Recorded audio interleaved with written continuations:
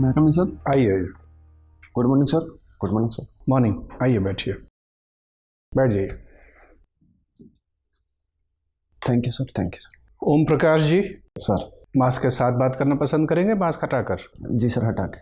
ठीक है, हटा लीजिए। Thank you sir. तो आप नागौर से हैं जी सर। और आप जॉब में हैं, हेड कांस्टेबल हैं। लगभग 17 साल से आप जॉब में हैं। जी सर। लंबा तजुर्बा है आपके पास सर। और कुछ खास बातें हैं जो बताना चाहेंगे अपने बारे में? सर मैं ग्राम जारोड़ा है मेरा, तहसील मेड़ता, जिला नागौर में, वहाँ का रहने वाला हूँ। और मैंने बीएससी किया है, एमए किया है लोक प्रशासन में, नेट और सेट लोक प्रशासन में। और मैं वर्ष 2003 से आरएसी की द्वितीय बटालियन कोटा में पदस्थापित हूँ। तो आप इतने लंबे समय से नौकरी में हैं, 17 साल हो गए। जी सर। क्या पढ़ाई से आपका संपर्क अभी बना हुआ है? जी सर। कैसे मैनेज करते हैं? आपका परिवार भी है, नौकरी भी है। जी सर। पढ़ाई के लिए समय कैसे निकालते हैं? सर थोड़ा मुश्किल होता है, लेकिन फिर भी मैं कोशिश करता हूँ, जितना मिलता है उसका मैं अच्छे से अच्छा सदुपयोग करने की कोशिश कर पाता हूँ। तो लगभग औसतन कितने घंटे रोज़ाना पढ़ लेते हैं आप?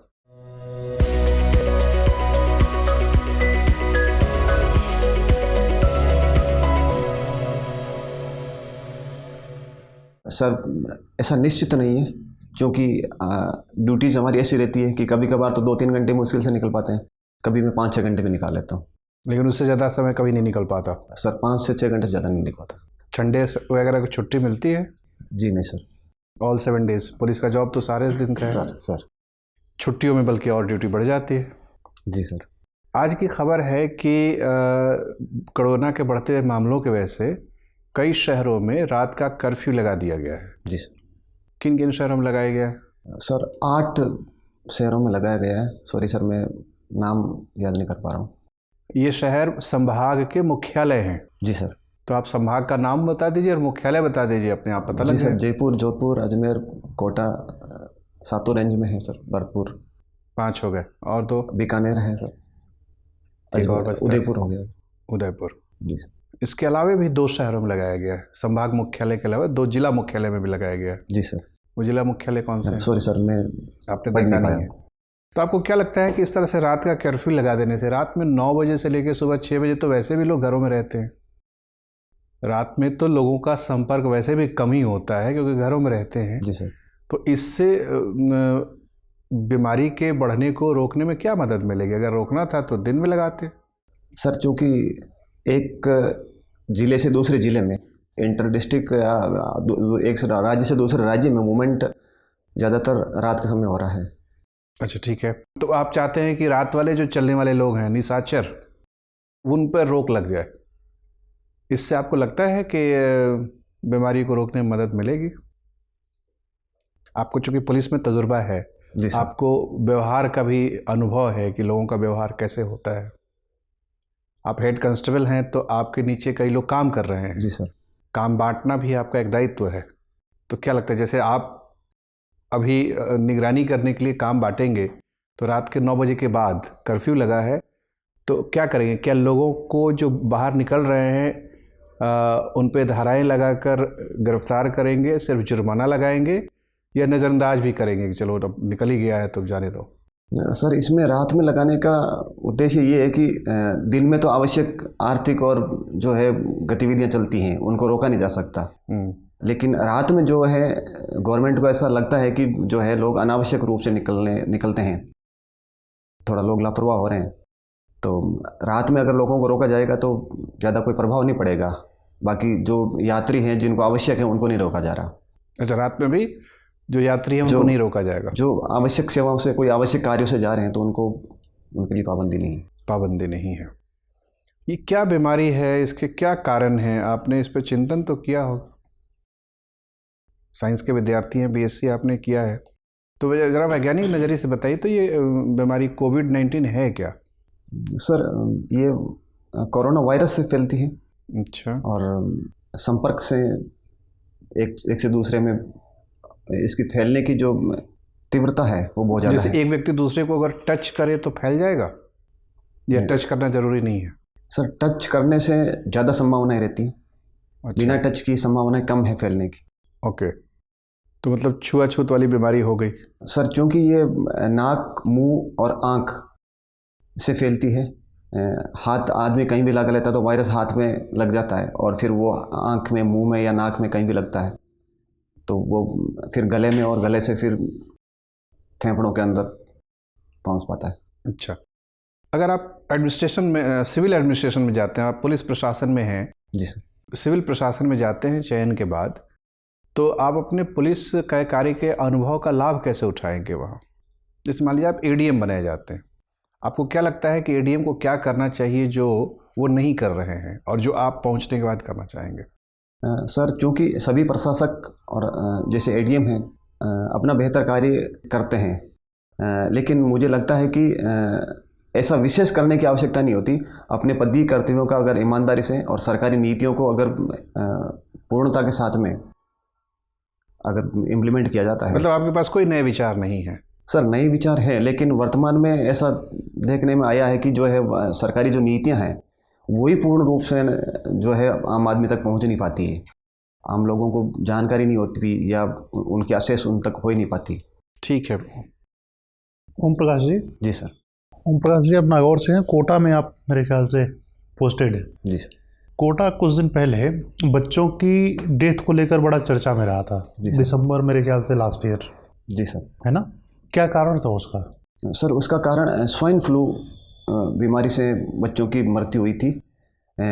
हालांकि सर, स्वाइन फ्लू से पिछले कुछ सालों में भी मौतें होती आई नवजातों की, लेकिन उस वर्ष में जो है आंकड़ा जो है वो एक कुछ ऊंचे लेवल पर तो पहुंच गया था। ऐसा क्यों हो गया था? किसकी लापरवाही थी वो? सर, लापरवाही तो नहीं कह सकते, लेकिन कहीं ना कहीं स्वास्थ्य देखभाल में कुछ कमियां रही। किसकी तरफ से कमियां रही? गार्जियन की तरफ से रही, हॉस्पिटल की तरफ से रही, प्रशासक की तरफ से रही, किसकी तरफ से?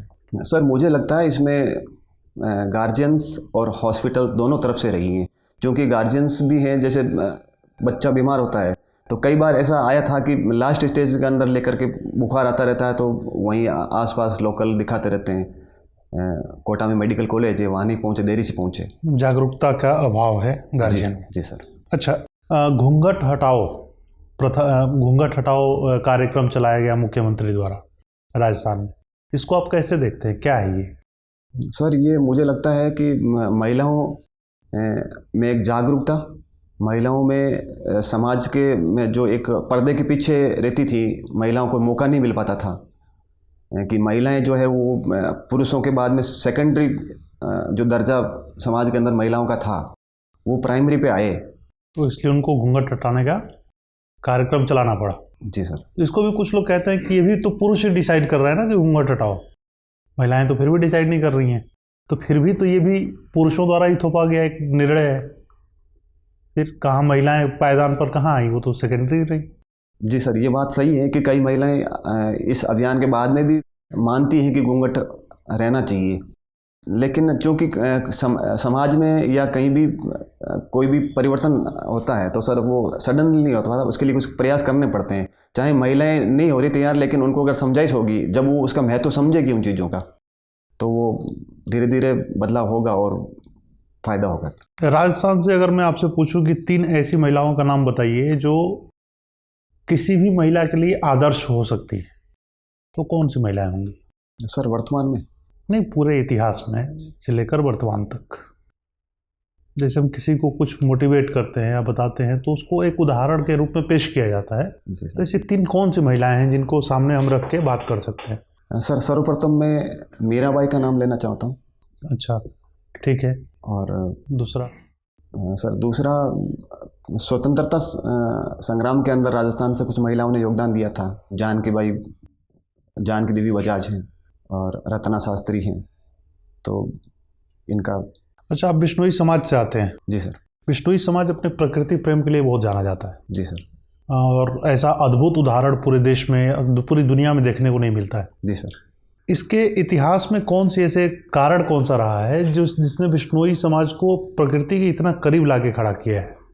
सर, इसके पीछे तो घटना जो खेजड़ली की घटना हुई थी, 363 लोगों ने बलिदान दिया था पेड़ों को बचाने के लिए, खेजड़ी के पेड़ों को। तो उससे पहले भी तो प्रकृति के करीब थे ना? जी सर। मैं ये कह रहा हूँ, वो कौन सा कारण था, क्या था?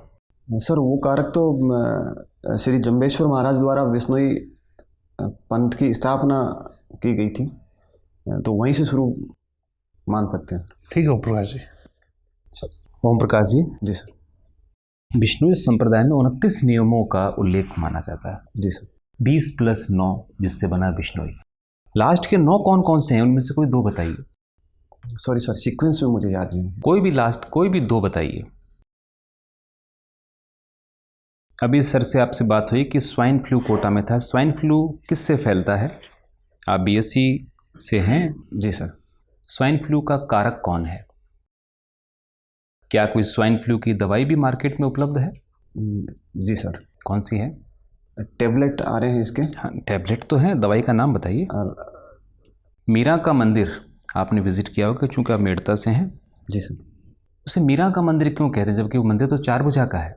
जी सर, चारभुजा जी का और मीराबाई दोनों का मंदिर है उसमें। मुख्य देवता जो है जी सर। वो 4 भुजा है। जी सर। तो उसे मीरा का मंदिर क्यों कहते हैं? सर चूँकि मीराबाई ज़्यादा पॉपुलर लोगों में रही है, इसलिए मीराबाई का मंदिर ही बोलते हैं। बाकी चारभुजानाथ जी का भी है, चारभुजानाथ जी को खूब जानते हैं लोग। चलिए, एक बताइए कि क्या पुलिस एक आवश्यक बुराई है, कैसा आप मानते हैं? जी सर, मुझे लगता है पुलिस आवश्यक तो है, लेकिन आवश्यक बुराई मुझे नहीं लगता। तो आपने इस कोरोना काल में जो कार्य किया, क्या आप उससे संतुष्ट हैं? जी हाँ। जनता के साथ जुड़ करके किए। तो कोरोना जो है वो हमारे शरीर में फेफड़ों को प्रभावित करता है। अगर कोरोना वायरस को भोजन में मिला के खिलाया जाए तो क्या उससे कोरोना हो सकता है? जी हाँ सर। अच्छा, और बताइए मेरे को, एक ई ग्राम स्वराज पोर्टल है, चूँकि ये नागौर जिले से ही जुड़ा हुआ प्राचीन इसका इतिहास है, तो और ये उसका नया वर्जन है, ये क्या चीज़ है? सर ई स्वराज पोर्टल अभी सरकार ने लॉन्च किया है। उसमें मतलब ये जो स्थानीय शासन है, पंचायती राज, उसको ई गवर्नेंस से जोड़ने की एक मुहिम है। जो गांव की जो योजना है, सारी जानकारियां हैं, विकास कार्य हैं, उसको उस पोर्टल पे अपलोड किया जाएगा, वहाँ सूचनाएं। चलिए, एक बताइए, समराथल धोरा है, इसकी विशेषता बताइए। सर क्यों पॉपुलर है ये समराथल धोरा? सर वहाँ पर गुरु जम्बेश्वर महाराज ने तपस्या की थी। अच्छा, कहाँ पर आता है ये? सर ये बीकानेर के पास में है। ये मीरा का मंदिर कितने साल पुराना बताया जाता है? सर मीरा 1497 से 1500। मंदिर कितना पुराना है? नागौर में कौन कौन से मिनरल्स राजस्थान के अर्थव्यवस्था में मुख्य भूमिका निभाते हैं? सर जिप्सम है, लिग्नाइट कोयला है, नमक, और सर अभी पोटेशियम के भंडार भी मिले हैं सर। खनिज क्या है? सर खनिज भूप्रपट्टी के अंदर पाए जाने वाले वो पदार्थ हैं जिनका खनन करके और एक रॉ मटेरियल के तौर पे उनको काम लिया जाता है। ठीक बात है सर। ओम प्रकाश जी। जी सर। पंजाब के किसान लगातार प्रदर्शन कर रहे हैं कि खेती के संदर्भ में सरकार की जो नीतियां हैं वो उनका कमर तोड़ रही है, लेकिन राजस्थान के किसान प्रदर्शन नहीं कर रहे हैं, वो असंतुष्ट नहीं दिख रहे हैं। क्या कारण है कि जिन नीतियों से पंजाब के किसानों को नुकसान हो रहा है, उन्हीं से राजस्थान के किसानों को नुकसान नहीं हो रहा है? सर इसके पीछे ऐसा कोई विशेष कारण मुझे नहीं लगता, क्योंकि केंद्र सरकार ने जो 3 अधिनियम पारित किए हैं वो सभी राज्यों पे एक समान रूप से लागू होते हैं। ऐसा नहीं है कि पंजाब में ज़्यादा प्रभावी हैं, राजस्थान में कम हैं। लेकिन सर मुझे लगता है कि पंजाब के अंदर जो किसान संगठन हैं वो ज़्यादा जागरूक हैं, ज़्यादा प्रभावी हैं। तो वो किसान संगठन जो है वो राजस्थान में किसान संगठित क्यों नहीं है? क्या इसके पीछे कारण माना सकता है? जिस तरह से जैसे आपने बताया कि गुरु जम्बेश्वर ने पर्यावरण के मसलों पर लोगों को संगठित किया, जागरूक किया, क्या आपको लगता है राजस्थान में किसानों को जागरूक करने वाला कोई नेता नहीं है? जी सर, कई नेता राजस्थान में हुए, लेकिन वो उतना योगदान नहीं कर पाए जितना पंजाब में या दूसरे राज्यों के अंदर हुआ है। तो कृषि की स्थिति क्या है? क्या कृषि राजस्थान की संपन्न है, और अगर है तो किन फसलों की क्या खासियत है यहाँ पर? सर कृषि के क्षेत्र में राजस्थान को संपन्न कहा जा सकता है, क्योंकि कई फसलें जो हैं वो राजस्थान में अच्छी पैदावार हो रही हैं। जैसे खरीफ की फसलों में सर जैसे बाजरा है और दलहन है, दालों में अच्छा उत्पादन हो रहा है। रबी में सर गेहूं भी अच्छा होता है और सरसों। हाल में राजस्थान के कुछ जिले बाढ़ पीड़ित होते जा रहे हैं। जी सर। कौन कौन से ऐसे जिले हैं जहां बाढ़ बार बार आ रहा है? सर ज़्यादा बाढ़ तो कोटा संभाग में देखी गई। आप ही के इलाके में जहाँ आप नियुक्त हैं? जी सर। हमेशा से आते रहे कि हाल ही में बढ़ गए हैं बाढ़ के मामले? जी नहीं सर, पहले से आते रहे हैं वहाँ पर। हाल ही में सर कुछ साल पहले जैसे बाड़मेर में और पश्चिम राजस्थान में भी आने लग गए, बाकी कोटा संभाग में पहले से आते रहे। पश्चिम राजस्थान में बाढ़ क्यों आ रहा है? वो तो सूखाग्रस्त इलाका रहा है हज़ारों साल से। सर वहाँ भी एक भौगोलिक कारण बताया जा रहा है। बारिश, अचानक से बारिश ज़्यादा होने के कारण ज़मीन के नीचे जो है कुछ एक परत है इस तरह की, तो पानी जो है वो नीचे बैठ नहीं पाता, वो कारण बताया गया। ठीक है ओम प्रकाश, आपसे बातचीत करके अच्छा लगा, आप जा सकते। Thank you sir, thank you.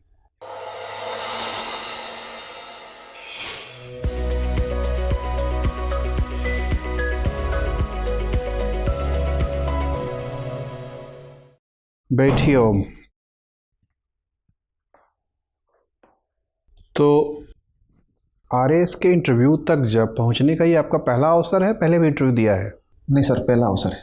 Okay, देखिए पहले तो आप अपना आकलन करके बताइए कि कैसा लग रहा है, परफॉर्मेंस आपका कैसा है?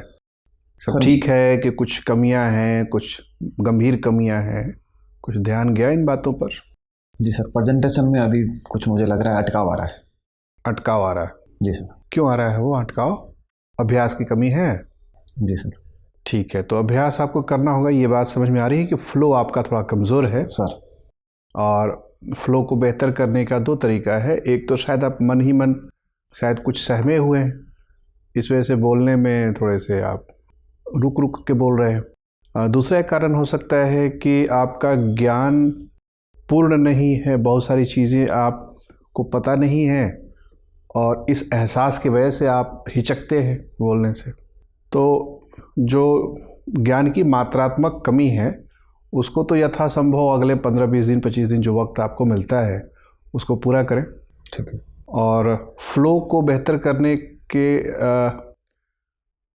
के लिए तो वो एक तो अभ्यास करना होगा, लेकिन कई बार ये भी होता है कि आप एक सोपान क्रम में जी रहे हैं, आपके ऊपर बहुत सारे लोग बॉस हैं और आप जिस निचले स्तर से ऊपर उठे हैं तो बॉस, अब पुलिस में ये बॉसिज्म ज़्यादा है, ऊपर वाले बहुत डरवाते हैं नीचे वाले को, तो वो विभाग का एक असर भी हो सकता है। तो उससे तो आप नहीं निकल सकते और वो बोर्ड को पता है, वो पता रहेगा ठीक है हाँ ये पुलिस विभाग के आदमी हैं, इसका मतलब अपने वरिष्ठ लोगों को ये गंभीरता से लेते रहे हैं।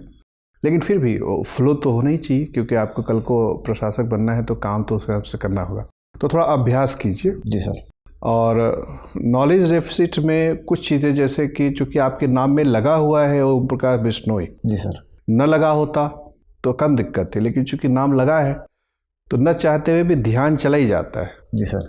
और ये बिश्नोई वाला मसला काफ़ी चर्चा में रहा है पिछले कुछ वर्षों से सर। तो तय है कि वो आपसे पूछेंगे प्रश्न, बहुत गंभीर संभावना पूछेंगे। तो सिर्फ 2 ही नहीं, आप जो 21 नियम हैं उसको भी 2 भागों में कि पहला 20 क्या था और बाद में 9 क्यों आया, क्या 29 एक साथ आए थे या थोड़े समय अंतराल के बाद आए थे, ये सब जो भी चीज़ें उससे संबंधित तथ्य हैं सर वो आप इकट्ठा जानकारी करिए। और चूँकि पर्यावरण और प्रकृति से बड़ा जुड़ाव है तो उससे संबंधित जो नियम हैं, कितने नियम हैं जो पर्यावरण और पशुओं के संरक्षण से जुड़े हुए, ये सब थोड़ा देख लीजिए। जी सर। और साइंस के विद्यार्थी होने के नाते वो पूछेंगे, पवेड के हैं इसलिए प्रशासन से भी सवाल पूछ सकते हैं आपसे। तो 15-20 दिन आप थोड़ा नॉलेज वाले पे काम करिए और अभ्यास करिए अभिव्यक्त की। जी सर। अच्छी बातें जो है कि 17 साल के पुलिस में रहने के बावजूद भी आपका व्यक्तित्व देखने से पता लगता है कि आप एक ईमानदार व्यक्ति हैं। जी सर। आपने अपने अभिव्यक्ति में बातचीत में बरगलाने की कोशिश नहीं की, चालाकी नहीं दिखाई। जी सर। धूर्तता जैसी कोई संकेत नहीं मिले आपके व्यक्तित्व में। ये सब बहुत पॉजिटिव है जो कि प्रशासक का गुण होना चाहिए। और इन गुणों के बाद ये जो तथ्यात्मक बातें हैं ये तो समय के साथ आप दुरुस्त कर सकते हैं। जी सर। तो एक बड़े पॉजिटिव मूड के साथ तैयारी करिए और इंटरव्यू दीजिए। Best of luck. जी सर। Good luck. ठीक है, जाइए। Thank you. Best of luck.